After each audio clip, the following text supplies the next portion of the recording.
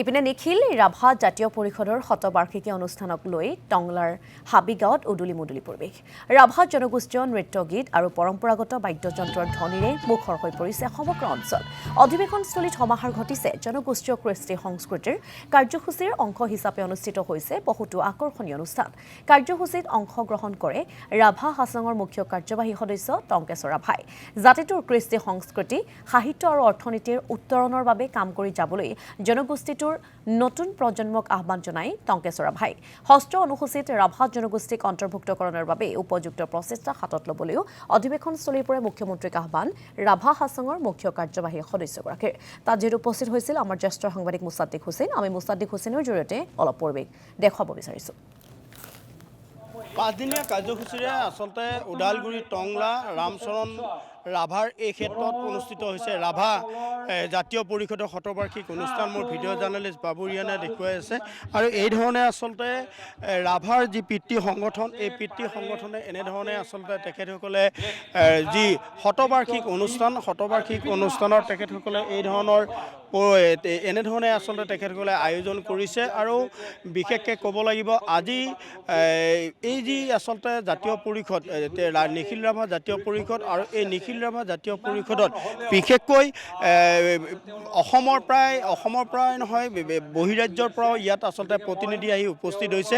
আৰু এই মুহূৰ্তত বিশেষকৈ ক'ব লাগিব ৰাভা হাছাং পৰিষদৰ চিফ অৰ্থাৎ প্ৰধানগৰাকী আহিছে টংকেশ্বৰ ৰাভা ডাঙৰীয়া। মই পোনে পোনে তেখেতৰ ওচৰলৈ যাম আৰু জানিম বিশেষকৈ পিতৃস্বৰূপ এই ৰাভা জনগোষ্ঠীটোৰ এই সংগঠনটোৰ ক্ষেত্ৰত বিভিন্ন সময়ত এই সংগঠনটোৱে আচলতে ৰাভাৰ যি স্বকীয় দাবীসমূহ তেখেতসকলে উপস্থাপন কৰি আহিছে। আজি শতবৰ্ষ গৰকাৰ পাক মুহূৰ্তত কি ক'ব দাদা এই মুহূৰ্তত আচলতে প্ৰথম কথা হ'ল আমাৰ ৰাভা জনগোষ্ঠীৰ এটা পুৰণা ঐতিহাসিক এটা সংগঠন নিখিল ৰাভা জাতীয় পৰিষদ।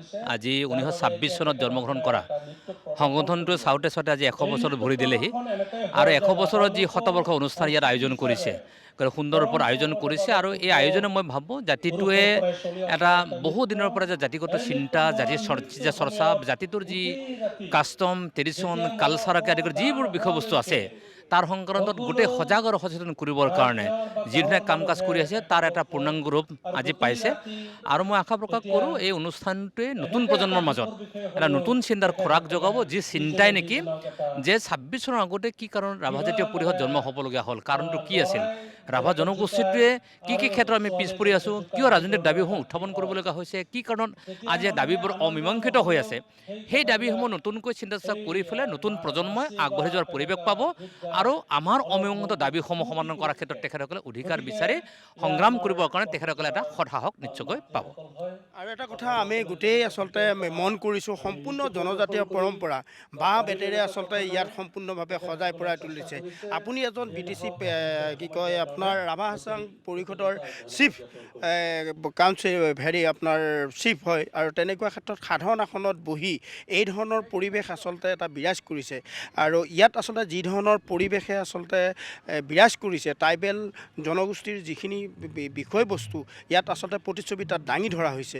আৰু তেনেকুৱা ক্ষেত্ৰত নতুন প্ৰজন্মলৈ ৰাভা জাতিটোৰ বা জনগোষ্ঠীটোৰ নতুন প্ৰজন্মলৈ আপুনি কি আহ্বান জনাব আৰু তেওঁলোকে দীৰ্ঘদিন বিচাৰি থকা যি 6 ছিডুলৰ অন্তৰ্ভুক্ত কৰিবৰ কাৰণে দাবীটো উত্থাপন কৰি আহিছে আৰু NDA চৰকাৰত আপুনি আছে, কি আহ্বান কৰিব বা কি আহ্বান জনাব চৰকাৰলৈ? প্ৰথম কথা হ'ল মই যদিও ৰাভা হাছাং কাউন্সিলৰ CM হয়, কিন্তু মই জাতিটোৰ এজন কৰ্মকৰ্তা হয়। গতিকে জাতিটোৰ কাম কাজ, জাতিটোৰ প্ৰক্ৰিয়াসমূহ মই অধ্যয়ন কৰাটো, চোৱাটো মোৰ সৌভাগ্য। গতিকে মই সাধাৰণ কৰ্মী হিচাপে এজন যিহেতু কৰ্মকৰ্তা হয়, মই অনুষ্ঠান উপভোগ কৰিছোঁ, মই চাইছোঁ। আৰু আহি থকা দিনসমূহত যি 6 ছিডুলৰ ইছ্যু আছে, উন্নয়ন পৰিষদৰ কথাখিনি আছে, ভাষাৰ বিকাশৰ কথা আছে, শিক্ষক নিযুক্তিৰ কথাখিনি আছে, মই ভাবোঁ যুৱ প্ৰজন্মই আগবাঢ়ি আহিব লাগে, ইয়াৰ নেতৃত্ব গ্ৰহণ কৰিব লাগে। আৰু জাতিটো আগুৱাই নিয়াৰ ক্ষেত্ৰত যুৱ প্ৰজন্মৰ যুৱক যুৱতীৰ অংশগ্ৰহণ নহ'লে এটা জাতি কেতিয়া শক্তিশালী হ'ব নোৱাৰে। আৰু জাতি তেতিয়া শক্তিশালী হ'ব যেতিয়া যুৱ প্ৰজন্মই আগবাঢ়ি সকলো দায়িত্ব ল'ব। আৰু মই ভাবোঁ আহি থকা দিনত আমাক কিছু পৰিৱেশ দেখুৱালে আমাৰ জ্যেষ্ঠ সাংবাদিক মুছাদ্দিক হুছেইনে, তেওঁক এই মুহূৰ্তত ধন্যবাদ জ্ঞাপন কৰিছোঁ।